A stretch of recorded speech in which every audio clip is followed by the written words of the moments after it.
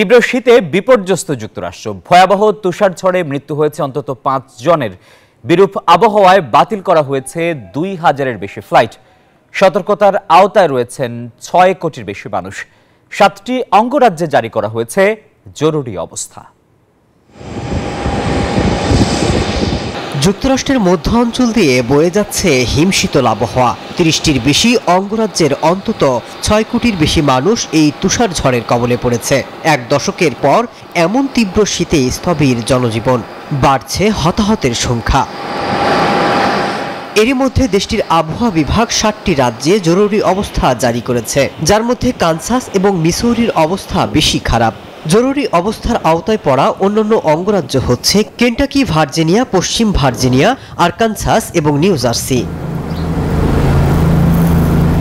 ঝড়ের কারণে এরই মধ্যে কয়েক হাজার ফ্লাইট বাতিল করা হয়েছে, আর শিডিউল বিপর্যয়ে বিপাকে পড়েছেন কয়েক লাখ যাত্রী।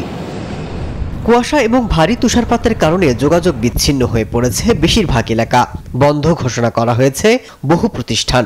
যুক্তরাষ্ট্রের এই তুষারঝড় কয়েক সপ্তাহ ধরে চলতে পারে বলে পূর্বাভাস দিয়েছে দেশটির আবহাওয়া বিভাগ। মাসুদ রানা, নিউজ 24।